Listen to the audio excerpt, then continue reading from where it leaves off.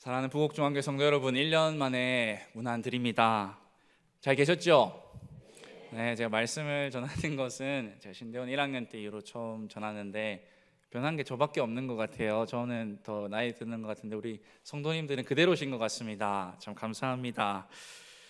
이 자리에 빌어서 감사 인사를 드리고 싶어요. 선교를 위해서 기도해 주시고 또 물질로도 동참해 주셔서 감사하고, 제가 목회의 길을 가고 또 선교의 길을 가기까지 부족한 저를 품어주시고 또 혈기 있는 저를 용납해 주시고 갓난아기 때부터 지금까지 사랑으로 품어주시고 기도해 주신 우리 성도님들이 계셔서 하나님들이 여러분을 통해서 저에게 하나님의 사랑을 많이 보여주신 것 같아서 너무나 감사드립니다. 너무나 감사드리고 늘 부곡중앙교회 출신인 것을 하나님 앞에 자랑스럽고 감사하게 생각하고 하나님 앞에 늘 정직하게 사는 주의 종 될 수 있도록 계속해서 기도해 주시면 좋겠습니다. 감사합니다.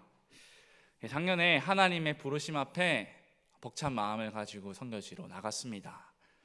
그런데 저희 가정 앞에 차디찬 현실이 있었어요.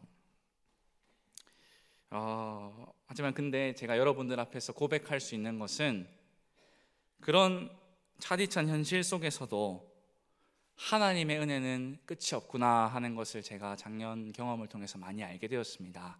오늘 말씀을 나누면서 그런 하나님의 은혜를 함께 나누었으면 좋겠고, 그런 은혜를 주시는 하나님이 어떤 분이신지를, 또 하나님께서 우리의 인생을 어떻게 인도해 나가시는지를 함께 말씀을 통해 살펴보면 좋겠습니다.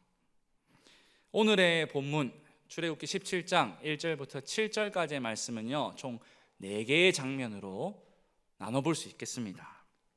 첫 번째 장면은 물이 없는 광야로 이끄신 분이 바로 하나님이시라는 겁니다. 하나님께서 백성들을 물이 없는 곳으로 이끄셨어요. 우리 조금 덥고 또 잠 오는 오후지만 함께 말씀 읽으면서 하나님 말씀에 귀 기울여 보겠습니다. 함께 1절 말씀 크게 읽도록 하겠습니다. 시작. 이스라엘 자손의 온 회중이 여호와의 명령대로 신 광야에서 떠나 그 노정대로 행하여 르비딤의 장막을 쳤으나 백성이 마실 물이 없는지라. 아멘. 이스라엘 백성들이 애굽 땅에서 430년이라는 긴 시간 동안 종으로 살았습니다. 그리고 하나님께서는 모세라는 사람을 이 이스라엘 백성의 지도자로 삼으셔서 애굽 땅에서 구출해 내시죠. 그리고 이 백성들을 약속의 땅인 가나안 땅으로 인도해 나가십니다. 이게 무슨 말이냐고 하면은 이스라엘 백성들은 하나님이 백성들에게 어떻게 일하시는지를 두 눈으로 직접 본 자들이다라는 겁니다. 이스라엘 백성들은 하나님을 직접 경험했습니다.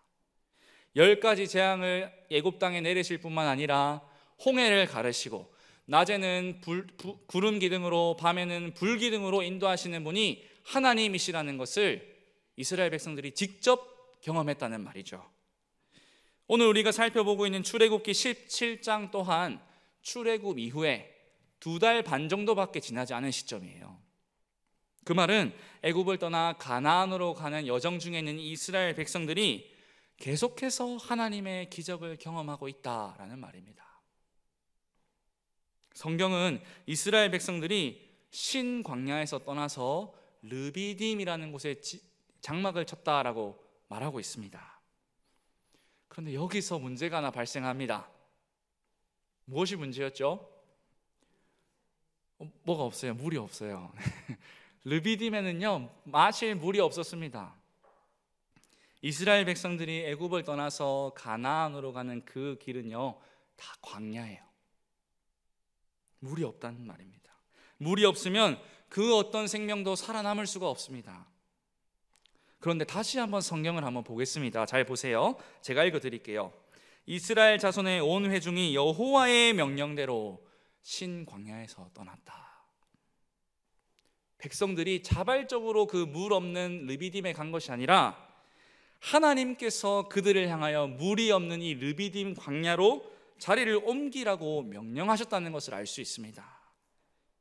정리하면 백성들을 다시금 물이 없는 광야로 인도하신 분이 다름 아닌 백성들이 잘 믿고 섬기는 하나님이시라는 겁니다. 이게 첫 번째 장면입니다. 두 번째 장면은요, 이스라엘 백성들이 하나님을 향해 반항하는 모습을 보여주고 있습니다. 2절부터 4절까지의 말씀인데 우리 한 절씩 교독하고 4절 같이 읽겠습니다. 제가 먼저 읽겠습니다. 백성이 모세와 다투어 이르되 우리에게 물을 주어 마시게 하라.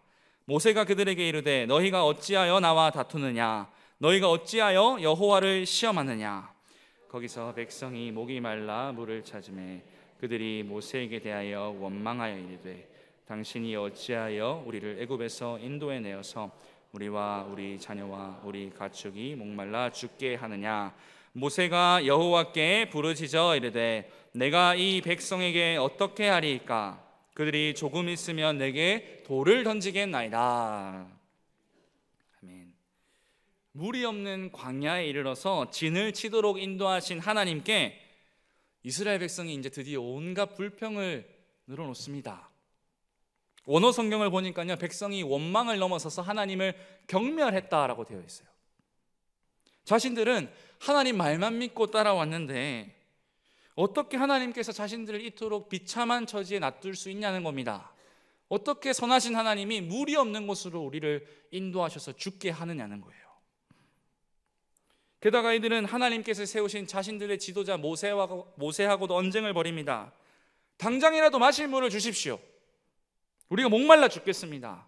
애굽을 떠나라고 하셔서 우리에게 떠난 우리에게 어떻게 하나님이 이렇게까지 하실 수 있습니까? 백성이 돌을 들었습니다. 모세는 이 백성들의 말에 강하게 반응합니다. 모세는요, 이 백성들이 자신과 언쟁을 벌이는 이 모습이 하나님을 불신하는 데서 온다는 것을 잘 알고 있었습니다. 그래서 모세가 백성에게 뭐라고 외치죠?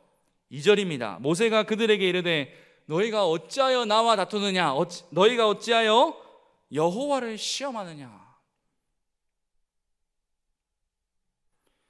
이스라엘 백성들은요, 하나님의 신실함에 대해서 의심을 품었습니다. 평탄한 길이 아니라, 좋은 길이 아니라, 물이 넘치는 곳이 아니라 광야를 마주하게 되었을 때 이들은 하나님을 더 이상 신뢰하지 못했습니다. 물 없는 그 광야에 계속해서 있게 된다면 자기 자신들뿐만 아니라 자기 자녀들 모든 가축들까지 다 말라 죽는다는 겁니다. 다시 한번 말씀드리지만 여러분, 이 이스라엘 백성들은요, 하나님의 기적을 두 눈으로 똑똑히 본 자들이에요. 그런데 눈앞에서 그 기적이 사라졌을 때 하나님이 자신들이 원했던 결과를 주시지 않을 때 이 백성들은 자기들이 경험했던 수많은 경험에도 불구하고 하나님을 더 이상 신뢰하지 못합니다. 오히려 하나님을 원망하고 경멸하고 있죠. 세 번째 장면으로 넘어가겠습니다. 백성들은 여전히 불평불만하지만 하나님께서는 이 백성들을 향해서 계속해서 은혜를 베푸시고 계신다라는 것이 세 번째 장면이에요. 5절부터 6절까지의 말씀입니다. 우리 한 목소리로 함께 읽겠습니다. 시작.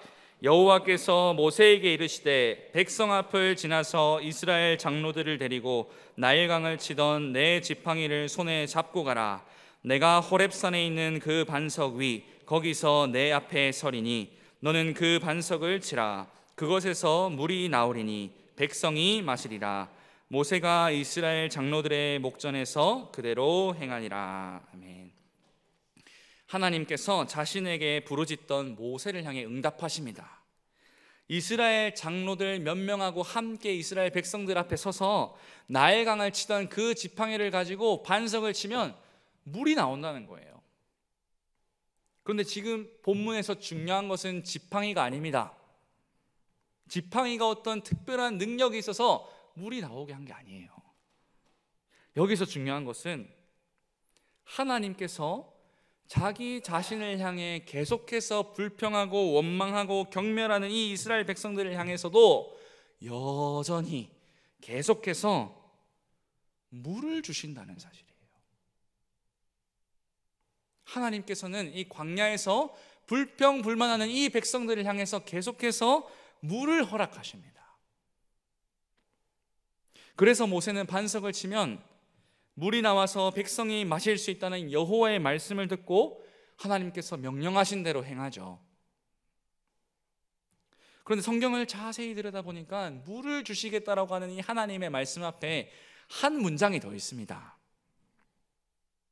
내가 호렙산에 있는 그 반석 위 거기서 내 앞에 서리니, 거기서 내 앞에 서리니 너는 그 반석을 치라. 그것에서 물이 나오리니 백성이 마시리라. 하나님께서 한 가지 약속을 하셨는데요, 바로 물이 나오는 그 반석 위에 하나님이 서 계시겠다는 겁니다. 이스라엘 백성들 중에는 물이 나오지 않는 광야에서 하나님을 신뢰하지 못하는 자들이 대다수였습니다. 거의 전부라고 봐도 무방할 것 같아요. 그들이 처한 상황은 하나님을 우리가 절대적으로 신뢰하고 나아가야 할 분이 아니라 오히려 이상한 것으로, 하나님을 이상한 것으로 바꾸어버린 것 같습니다. 하나님을 경멸하고 있잖아요. 이 백성들은 광야에서는 여호와 하나님을 제대로 바라보지 못했습니다. 자신들이 원하는 상황을 하나님이 주시지 않았기 때문이죠. 하지만 하나님께서 말씀하시는 것은 무엇입니까? 바로 이것입니다. 너희들이 있는 곳이 물 한 방울 없는 광야라고 하더라도, 그리고 이 광야에서 너희들이 나에게 불평불만을 한다고 하더라도 나는 여전히 너희 앞에 서 있다. 물이 없어서 너희가 물을 달라고 불평하는 그때에도 나는 너희와 함께 있고 영원히 너희와 함께 있을 것이다. 하나님께서는 이 불평불만하는 백성들을 향해서 언제나 이 백성들과 함께 하신다라고 하는 이 사실을 말씀해 주고 계십니다. 백성들의 눈앞에는 기적 대신 여전히 물 없는 광야와 절망밖에 안 보였지만 하나님께서는 여전히, 그리고 언제나 하나님을 사랑하는 백성들과 함께 하신다라는 것이죠. 비록 그곳이 광야라고 할지라도 말입니다. 이스라엘 백성들에게 하나님이란 도대체 어떤 분이실까요? 하나님께서 모세에게 이렇게 말씀하셨어요. 출애굽기 19장 4절 말씀입니다. 내가 애굽 사람에게 어떻게 행하였음과 내가 어떻게 독수리 날개로 너희를 업어 내게로 인도하였음을 너희가 보았느니라. 하나님은 하나님의 백성을 정말 끔찍이도 사랑하셨습니다.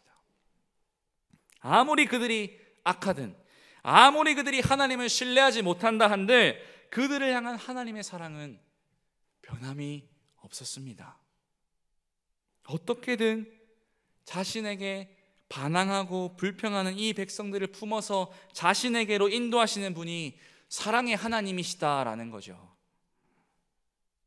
그런데 이와는 정반대로 오늘 본문처럼 이스라엘 백성들은 여전히 자신의 생명이 하나님보다, 하나님께서 이 백성들을 향해 끔찍이 아끼시는 그 사랑보다 자기 목숨이 귀하다고 말합니다.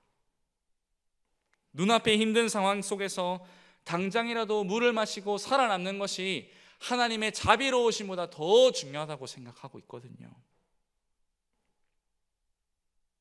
그런데 하나님의 말씀은 오늘 본문에 나타나는 이 백성들의 모습과는 정반대로 백성이라면 마땅히 가져야 할 모습을 우리에게 가르치고 있습니다. 시편 63편 말씀입니다. 우리 함께 큰 목소리로 읽겠습니다. 시작. 주의 인자하심이 생명보다 나음으로 내 입술이 주를 찬양할 것이라. 이러므로 나의 평생에 주를 송축하며 주의 이름으로 말미암아 나의 손을 들리라. 아멘. 성경은 얘기합니다. 나의 생명이 중요한 것이 아니라 나의 생명보다 하나님께서 백성들을 사랑하시는 그 사랑이 훨씬 더 낫다고요. 비가 오지 않으면 뜨거운 태양 아래서 광야의 물은 다 말라버리기 마련입니다. 그러나 성도 여러분, 기억하시기 바랍니다. 하나님의 백성들을 향한 주의 사랑은 결코 마르지 않습니다. 주님의 사랑과 자비로우심이 우리의 생명보다 나음을 기억하시면 좋겠습니다. 이 백성들이, 이스라엘 백성들이 자신들이 바라지 않던 상황을 마주하고서도 하나님을 향해 맹렬한 저주를 퍼붓는다고 해도 여호와 하나님께서는 언제나 그들 앞에 서 계시는 사랑의 하나님이심을 기억하시면 좋겠습니다. 그리고 그들을 향하여 계속해서 사랑을 부어주시는 이 하나님만을 신뢰하며 나아가기를 간절히 바랍니다. 자, 마지막 네 번째 장면이에요. 네 번째 장면은요, 모세가 이 성경을 쓸 때 다름 아닌 백성들의 연약함을 기억하려 한다는 점입니다. 자, 이게 무슨 말일까요? 우리 함께 17장 7절 읽어보겠습니다. 시작. 그가 그곳 이름을 마사 또는 무리바라 불렀으니 이는 이스라엘 자손이 다투었으며 또는 그들이 여호와를 시험하여 이르기를 여호와께서 우리 중에 계신가 안 계신가 하였음이더라. 여러분, 오늘 본문 보고 뭔가 이상하지 않으세요? 오늘 본문의 결론이 7절인데 이걸 보고 어떤 생각이 드십니까? 우리가 좋은 이야기를 지금까지 들었지 않습니까? 그러면 이 결론도 해피엔딩으로 끝나고 좋은 교훈이 나와야 하는데 모세는 오늘 결론을 조금 다르게 맺고 있습니다. 여호와께서 우리 중에 계신가 혹은 안 계신가? 백성들의 반응이 그랬다는 거죠. 앞서 말한 것처럼 하나님은 계속해서 이 목이 고진 이스라엘 백성들을 향해 그분의 사랑을 나타내십니다.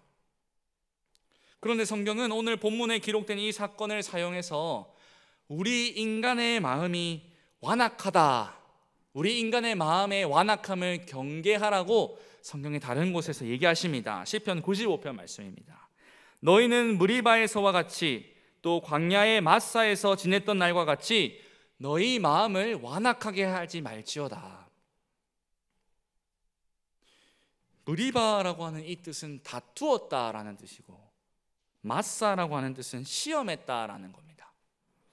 시편 이 95편의 말씀을 볼 때에 하나님께서 모세를 통해 백성들의 어떤 성공 스토리 이게 아니라 백성들의 연약함을 기억하게 하신 의도가 명확합니다. 광야에 있다고 해도 하나님께서 너희 앞에 기적을 보여주시지 않는다고 해도 너희 마음을 완악하게 하지 말아라. 대신에 너희와 항상 함께 있는 하나님을 기억해라. 하나님께서 정말 이 이스라엘 백성들의 그리고 오늘날을 살아가는 우리들에게 원하시는 것은 우리가 어떤 상황 가운데 있든지 우리 인생 가운데에서 하나님만을 신뢰하는 모습이라는 거죠. 사실 이스라엘 백성들이 반항을 하는 이 본문에서 반항을 하는 모습처럼 이 본문에 이 반항하는 이 모습이 처음은 아닙니다. 우리가 아까 1절을 읽었습니다. 1절을 보니까 르비딤에 오기 전에 백성들이 신광야에서 떠났다라고 되어 있어요. 근데 여러분, 신광야에서 무슨 일이 일어나는 줄 아십니까? 신광야에서는 이스라엘 백성들이 출애굽한 지 한 달 정도밖에 안 지난 시점이에요. 근데 이 백성들이 이때에 먹을 것이 없어서 하나님 앞에 불평불만했던 것이 바로 이 신광야였습니다. 오늘 르비딤에서는 물이 없어서 불평하는데 신광야에서는 먹을 양식이 없어서 불평했어요. 차라리 광야보다 고기 가마 곁에서 배부르게 먹을 수 있었던 애굽 땅이 좋았다라고 불평을 하는 게 신광야라는 말입니다. 당장 그들 눈앞에 펼쳐진 비극적인 상황 때문에 자신들이 종살이 했던, 무려 400년 넘게 종살이를 했던 그 애굽 땅이 그립다고 외치는 이스라엘 백성들의 모습이 혹시 우리의 모습은 아닙니까?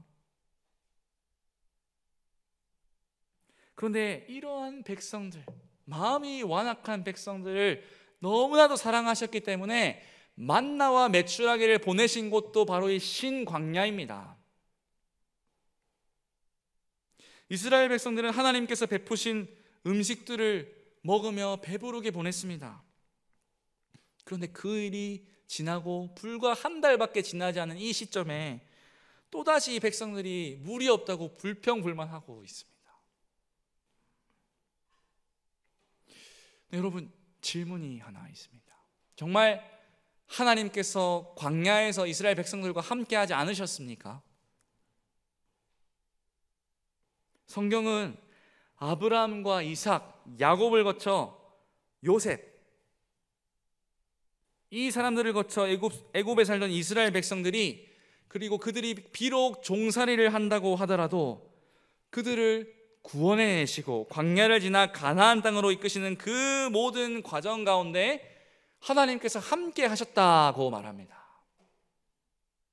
종살이를 할 때에도 하나님은 이스라엘 백성들의 신음을 들으셨습니다. 그리고 하나님은 자신을 향해 불평을 쏟아놓고 하나님의 인자하심보다 자기 목숨을 중하게 여기던 이 목이 뻣뻣한 이스라엘 백성들을 결코 버리시고 떠나시지 않으셨다라고 되어 있어요. 사랑하는 나의 백성, 나의 아들 딸들아, 내가 너희와 함께 있다. 나를 신뢰하지 않겠니? 어떠신가요? 혹시 우리의 모습이 오늘 본문에 있는 것처럼 마음이 완악한 이스라엘 백성의 모습과는 닮아 있지 않습니까? 그저 인생이 잘 풀리면 하나님이 나와 함께 하신다 라고 생각하면서도 왜 인생의 광야 앞에서 우리는 그토록 작아진다는 말입니까? 우리는 우리의 신앙을 늘 조건을 만들어 대입합니다. 내가 하나님께 헌신하면 내가 이렇게 해주시겠지, 이렇게 했으니까 하나님께서 이제 굶어 죽이시진 않으실 거야. 그런데 목회자이면서 선교사인 저도 마찬가지예요, 여러분. 저 역시 시련 앞에 하나님을 원망하고 베푸신 은혜를 금방 잊어버리곤 합니다. 저희 가정이 한국에서의 모든 것을 정리하고 도착한 영국에서 문제가 발생했습니다.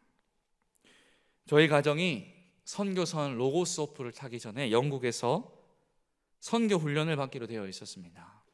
그래서 영국에 갔는데 영국으로 가기 전까지 선교지에 계신 이 선교사님과 연락을 하면서 꼼꼼히 체크하고 모든 준비를 마쳤습니다. 그런데 그곳에 도착해서 보니까 선교 훈련은커녕 저희 가정이 머무를 수 있는 공간조차 없었습니다. 연락한 선교사님들이 저희와 얘기했던 것과는 다른 상황을 저희가 도착하니까 얘기를 하시는 거예요. 이분들은 점점 나이가 들어가는 자기들 대신에 젊은 한국 선교사 부부가 와서 그들의 사역을 대신해 주기를 원했습니다. 저희들은 그곳이 선교지가 아니라 선교 훈련을 받으러 갔는데 이분들이 그렇게 생각하신 거예요. 그리고 조금 지나고 보니 이 선교센터로 사용하고 있다는 그 건물의 용도 자체도 투명하지 않았어요. 그래서 저희 가정은 본부에 급하게 보고를 드리고 그 선교지를 떠나서 영국의 수도인 런던으로 거처를 옮기게 되었습니다. 그런데 런던에 있으면서 여러 선교 훈련지를 계속해서 물색하고 교회 기도를 요청드렸는데 문제가 발생했습니다. 제 아내 추영은 선교사가 아프기 시작한 거예요. 고열이 나고 또 하루아침에 10번 이상 구토를 하는 겁니다.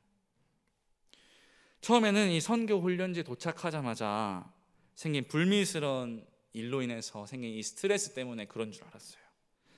그래서 너무 심해가지고 하는 수 없이 병원 응급실에 갔는데 저희가 알게 된 것은 추선교사가 임신했다는 사실이었습니다. 근데 영국에서 그런 게 아니고 한국에서 임신이 되었었어요. 근데 입덧이 너무 심했어요. 생명의 위협을 느낄 정도였습니다. 그러다 보니까 저희 가정이 하는 수 없이 본부에 보고를 드리고 귀국을 해서 건강을 돌봐야 하는 상황이 됐습니다. 그런데 한국에 와도 상황이 나아지지 않았습니다. 우선 저희 가정이 머무를 거처가 없었어요. 급히 동기 강도사님한테 전화를 해서 그 집에 일주일 신세를 졌습니다.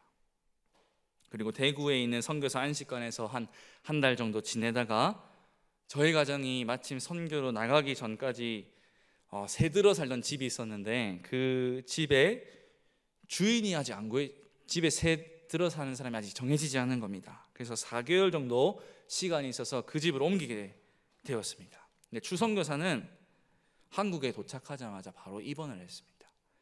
입덧이 너무 심해서 대학병원에 한 달 정도 입원을 했어요. 그리고 추선교사는 추선교사대로, 저는 저대로, 우리 어린 아들 에셀이는 에셀이대로 참 힘든 시간을 보냈습니다. 여러분, 저는 선교사로 헌신하면 힘들 줄은 알았는데 다 잘 풀릴 줄 알았습니다. 여러분들이 기도해 주시지 않습니까? 그런데 내가 원하는 대로 일이 풀리지 않았습니다. 내가 원하는 대로 일이 풀리지 않을 때 저 역시 오늘 본문의 이스라엘 백성들처럼 하나님을 향해 온갖 원망 섞인 말들을 내뱉어냈습니다. 하나님께서 지금껏 저와 제 가정에게 베푸신 은혜를 생각하기는커녕 눈앞에 펼쳐지는 상황들로 하나님을 저주하고 원망했습니다. 그런데 감사한 것은 그런 상황에도 불구하고 하나님께서 우리 가정이 마음을 꺾지 않고 계속해서 선교에 대한 비전을 품게 해주신다는 거였어요. 그러면서 하나님께서 저희 가정을 이끌어 가신 곳은 여수에 있는 MTI 선교사 훈련원이라는 곳이었습니다. 저희가 지금 여수에 있습니다. 이 MTI 선교사 훈련원을 제가 이하 MTI라고 부를게요. 여러분들에게 MTI가 어떤 곳인지 간략하게 소개해 드리고 싶습니다. 혹시 PPT 보여주시겠습니까? 다음 사진 한번 보여주시겠어요? MTI는요, 선교사 훈련원, Missionary Training Institute라는 곳의 약자로 한국인 선교사 혹은 한국인 선교사 훈련생 또는 한국에서 영어로 사역을 할 필요성을 느끼는 분들에게 선교 훈련을 영어로 시키는 훈련센터입니다. 그 건물 안에서는 영어밖에 사용을 할 수가 없습니다. 저도 오늘 교회 오니까 한국말을 너무 자유롭게 쓸 수 있어서 참 감사한데요. 그런 선교사 훈련원이 MTI라는 곳이 있고, 이 기관은 초교파 단체인데 원래 저희 고신교단 총회 선교회관이 있는 반포동에서 오랫동안 있다가 약 15년 전에 이렇게 여수에 건물을 얻어서 오게 되었습니다. 네, 이 건물인데요, MTI 자체 건물이 아니라 어떤 한 교회에서 MTI 선교 훈련을 위해서 내어주신 공간입니다. 제가 여러분께 MTI를 소개시켜 드리는 이유는 우리의 삶이 우리도 알지 못하는 그 순간에 선교와 굉장히 연결이 되어 있다는 것을 말씀드리기 위해서입니다. 다음 사진 보여주십시오. 1896년, 100년도 더 된 시점에 미국인 선교사들이 왔습니다. 이 선교사들이 성경을 번역해주는 선교사들이었습니다. 아직 한국어로 된 성경이 없었기 때문에 이들이 중국어로 된 성경을 이렇게 구해가지고 한국어로 성경을 번역했는데요, 이 번역된 성경을 통해서 많은 자들이 구원을 받았고 이들 이후에 많은 선교사들이 한국에 들어오게 되었습니다. 네, 그 중에서도 이 부부 선교사가 한국에 오게 됐어요. 이 부부 선교사의 성이 헌트입니다. 그리고 이 선교사가 한국을 위해서 섬기는 동안에, 그때는 조선이었죠, 섬기는 동안에 한국에서 한 아이를 낳습니다. 그 아이의 이름이 바로 브루스 헌트, 여러분이 잘 아시는 한부선이라는 선교사 이름입니다. 한부선 선교사님 옆에 고신교단 세운 한상동 목사님, 그리고 박윤선 목사님의 모습이 보입니다. 이 한부선 선교사님은요, 한국말을 유창하게 했습니다. 영어도 하시고, 그리고 우리 고신교단처럼 신사참배를 반대하다가 옥에 갇히기도 하셨습니다. 이분이 한국에 있으면서 이 일제치하에서도 복음을 전하기 위해서 많은 애를 쓰시고, 한국전쟁 이후에도 이 민족을 위해서 복음을 전하기 위해 많은 애를 쓰셨습니다.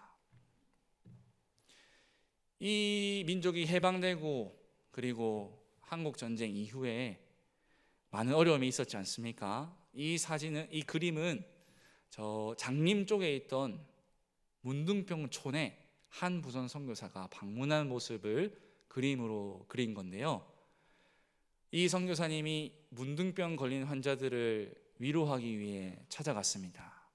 한국인 선교사님들이 아무도 그곳에 가지 않았대요. 문둥병 옮을까 봐, 나병이 옮을까 봐 가지 않았는데, 방문했던 이 나병 환자들이 너무 기쁜 마음에 대접할 것은 없어서 그들이 가지고 있던 군고구마와 김치를 대접했답니다. 한부선 선교사님과 같이 동행했던 한국인 선교사들이 몇 명 있었대요. 근데 그들이 먹기를 주저하는 겁니다. 근데 그때 한부선 선교사님이 아무 말도 하지 않고 고구마를 짚고 젓가락으로 김치를 꺼내서 김치 위에 고구마를 올리고 먹는 장면이에요. 그때 이 나병 환자들의 마음이 확 열려서 복음을 전할 수 있었다라고 하는 이야기를 들었습니다. 그리고 저 뒤에 어린아이 2명의 모습이 보이십니까?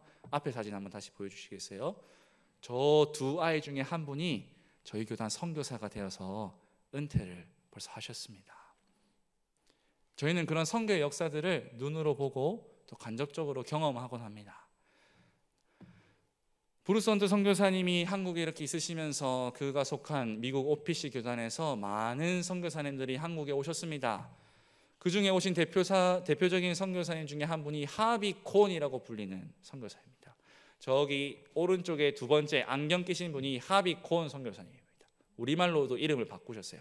간하베라는 선교사님입니다. 그리고 이분이 돌아가셔서 미국 웨스트민스터 신학교에서 교수로 섬기면서 이 후배들을 양성했는데 그 중에 한 명이 지금 영향을 미치고 있는 팀 켈러라고 하는 목사입니다. 팀 켈러 목사가 작년에 작고를 했는데요.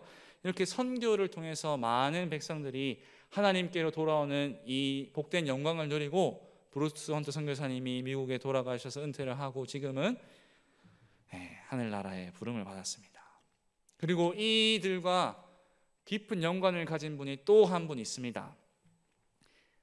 다음 사진 보여주세요. 바로 이 손영준 목사님이라는 분이세요. 왼쪽에 이 손영준 목사님이라는 분은요, 한국에서 태어나셨는데 한국 전쟁을 겪는 동안 폐가 다 상했어요. 폐렴으로 고생을 해서 폐가 다 상했는데 미군으로 왔던 이 한 분을 따라서 미국에 가서 입양이 돼서 살게 된 겁니다. 그리고 미국에서 그렇게 공부를 하고 또 신학 공부를 하고 마침내 목사가 되었는데 하나님께서 이 손영준 목사님한테 비전을 주셨어요. 한국의 선교사로 가는 비전 말입니다. 그 아내가 미국인입니다. 그리고 이 두 분 사이에 6명의 자녀가 있는데 이 자녀들을 몽땅 데리고 한국에 옵니다. 미국 OPC 교단에서 마지막으로 파송받은 한국인 선교사입니다. 이 손영준 목사님이 SFC를 세우는데도 함께 공헌한 인물이라고 하세요. 그리고 이분이 돌아오셔서 한국에 돌아오시니 한국 총신 합동교단에서 이분을 통해서 선교사를 훈련시켜 달라는 요청을 합니다. 그래서 합동교단에서 처음으로 총신신학교에 있는 이 학생들을 대상으로 선교 훈련을 영어로 시키기 위해서 시작된 단체가 바로 MTI, 제가 지금 간사로 섬기고 있는 곳입니다. 말씀드린 것처럼 이 MTI에 있는 모든 선교 훈련이 영어로 진행됩니다. 한국어를 하면 벌금을 내야 돼요. 한국어를 못하는 분이라도 몸을 비틀어가면서 영어를 내뱉어야 됩니다. 그렇게 선교 훈련을 하고 있고요. 저는 이분들이 영어를 잘하며 복음 전도를 잘 할 수 있도록 저 역시 훈련을 받았고 지금 저는 그분들을 잘 양육하는 훈련 간사로서 잘 섬기고 있습니다. 외국인 신자분들이 이 MTI에 오셔서 많은 선교사님들을 섬겨주러 오십니다. MTI의 학생들은 다 선교사님들이세요. 그리고 선교사 훈련생들입니다. 그리고 MTI에 있는 선생님들은 다 호주, 영국, 미국 이런 데서 오신 저희와 같은 신자들이세요. 이분들이 자비량으로 오십니다. 자비량으로 비행기 값을 구하고 이 한국에서 지내는 돈을 마련하시고 MTI는 이들에게 장소밖에 제공하지 않습니다. 섬기는 저 또한 자비량으로 섬기고 있습니다. 그런데 MTI가 그렇게 자비량으로 섬겼기 때문에 하나님께서 은혜를 주셔서 지금까지 계속 이어져 오고 있는 겁니다. 이 사진은 2주 전에 찍은 사진이에요. 2주 전에 선교사 학생들과 그리고 함께 섬겨주시는 이 선생님들과 모두 다 함께 꽃을 보고 왔습니다. 하나님께서 지으신 이 자연 아름답게 보고 왔고, 여러분 보이시나요? 여러분들과 생김새만 다르지 여러분들과 똑같은 성도들이세요. 이분들이 신학 공부하신 분들도 있지만 다 저희와 같은 평신도가 대다수입니다. 이들이 MTI의 얘기를 건너듣고 자기가 자비량으로 섬기겠다라고 오신 분들이고, 여기 있는 사진은 저와 제 아내도 있네요. MTI를 섬기고 있는 대표 원장님, 우리 목사님 부부하고 간사들 사진입니다. 우리 모두가 자비량으로 하나님이 주신 은혜를 생각하면서 다음 세대, 다음 선교사들을 훈련시키기 위해 기도로 열심히 헌신하고 있습니다. 여러분들께서 이 MTI를 위해서 많이 기도해 주시고 저희가 MTI 브로셔를 좀 가지고 왔는데 관심 있으신 분들은 보면 좋겠습니다. 우리 영어로 된 기도 제목은 머리 아프니까 넘어가겠습니다. 자, 우리 다시 저를 비춰주시면 좋겠습니다. MTI에서 이렇게 훈련을 받고 또 간사로 섬기는 지금 이 순간에 제가 배우는 것이 너무 많아요. 좋은 선교사님들을 만나고 또 하나님께서 자비량으로 어떻게 이것을 인도해 가시지 하는 것을 보면서 우리 하나님 참 좋으신 분이시구나 하는 것을 많이 보고 배웁니다. 그러나 그 중에서도 제가 무엇보다 깊이 깨닫게 된 것은 바로 저와 함께 계시는 하나님, 광야에서도 계신 하나님만을 신뢰해야 한다는 사실입니다. 상황들이 조금 안정이 된 어느 날 기도하던 중에 하나님께서 이런 마음을 제게 주시는 것 같았어요. 선교사로 나가기로 헌신한 이후 지금 내가 무엇을 의지하고 있었지? 내가 내 능력을 의지했나? 내가 나를 파송해 주신 교회들을 의지했나? 아니면 교단이나 단체를 의지하진 않았나? 그것이 아니라 내가 참으로 믿고 신뢰하며 의지해야 될 것은 다름 아닌 아버지 하나님 그 자체였구나 라는 것입니다. 지금 제가 웃으면서 얘기하지만 얼마나 하나님을 원망하며 울었는지 모릅니다.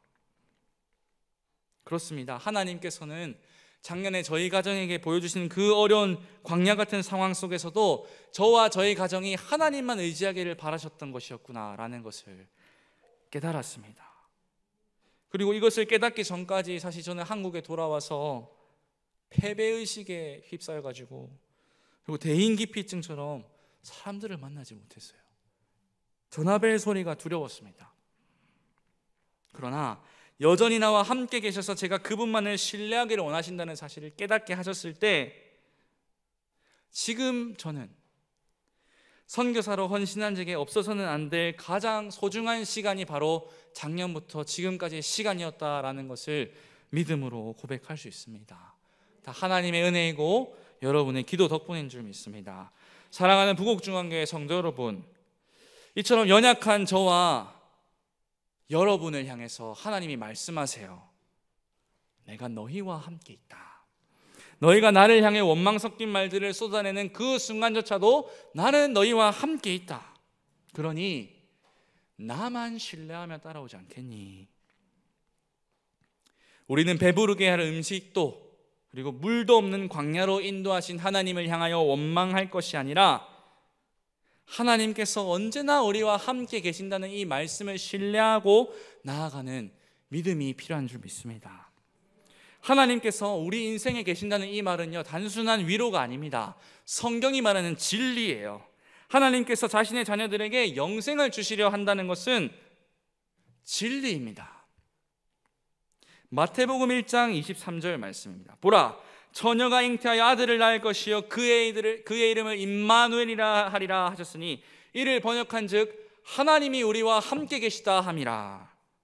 2000년 전 하나님의 아들이 이 땅에 친히 오셨습니다. 구약의 선지자 이사야는 이 아들을 향하여 임마누엘이라 불릴 것을 예언했습니다. 장차 오실 예수 그리스도를 향하여 우리와 함께 계시는 하나님이라 외쳤다고요.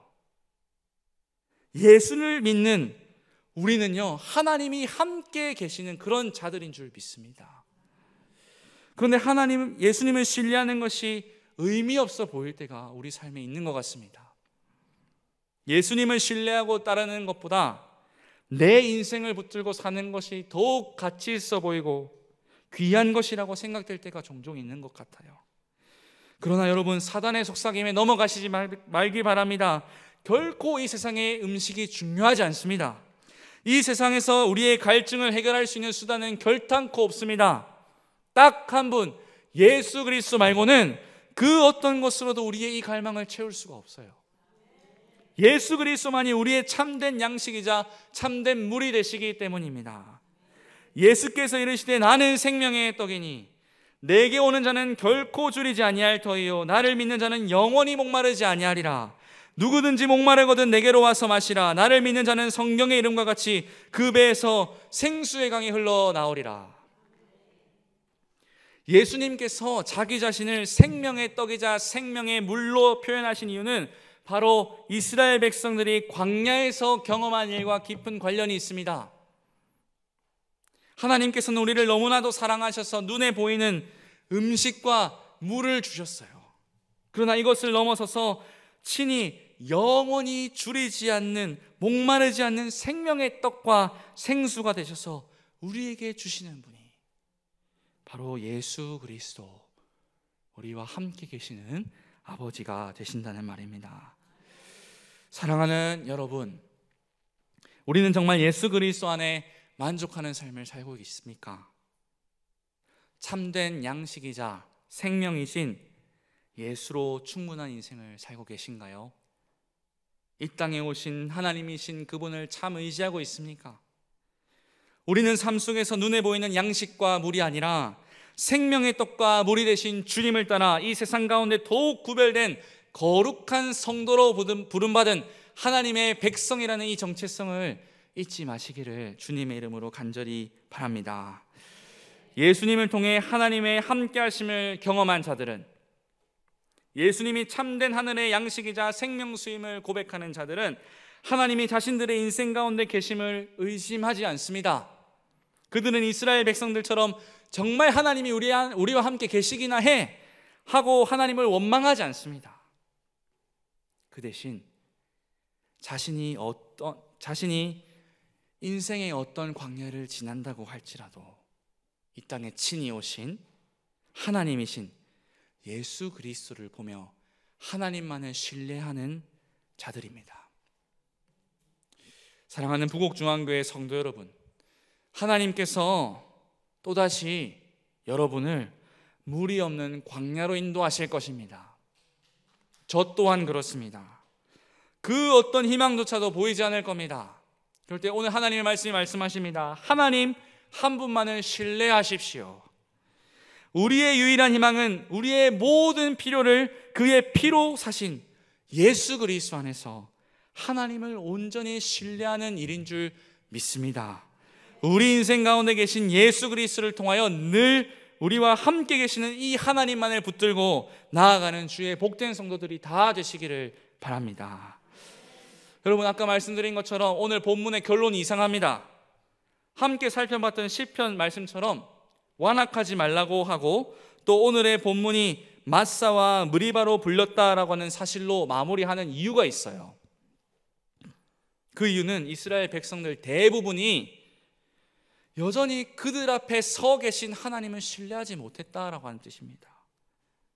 아니, 전부가 하나님을 신뢰하지 못했다고 볼 수 있습니다. 그 대신 우리가 아는 대로 출애굽한 약 200만 명의 사람들 중에 오직 2사람만이 가나안 땅에 들어갈 수 있었어요. 여러분이 잘 아는 여호수아 갈렙입니다.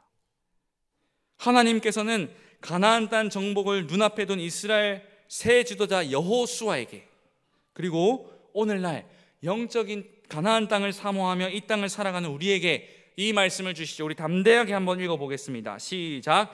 내가 내게 명령한 것이 아니냐. 강하고 담대하라. 두려워하지 말며 놀라지 말라. 내가 어디로 가든지 내 하나님 여호와가 너와 함께 하느니라. 아멘. 사랑하는 여러분, 이 말씀이요, 단지 우리가 원하는 결과를 얻어내기 위해서 하나님의 이름을 잠시 빌리고자 하는 그런 본문이 아닙니다. 40년의 광야 생활을 마치고 또다시 눈앞에 펼쳐진 정복해야 할 땅, 이 가나안을 바라보면서 벌벌 떨던 이스라엘 백성에게 주셨던 하나님의 약속의 말씀이 바로 이 여호수아 1장 9절 말씀이에요. 그 말은요, 여호수아 이 말씀은 오직 광야 같은 인생길에서도 하나님만을 의지하는 사람들에게만 위로가 된다는 말씀입니다. 물 하나 없는 광야에서 오직 하나님만을 신뢰하면서 하나님만을 의지하고 나아갔던 여호수아와 갈렙처럼 광야 같은 우리의 인생길에서 눈에 보이는 어떤 것을 의지하며 나아가는 것이 아니라 오직 아버지 하나님만을 신뢰하며 나아가는 모든 주의 자녀들이 되시기를 간절히 축원합니다. 이제 말씀을 맺겠습니다. 사랑하는 부곡중앙교회 성도 여러분, 하나님만을 신뢰하시기 바랍니다.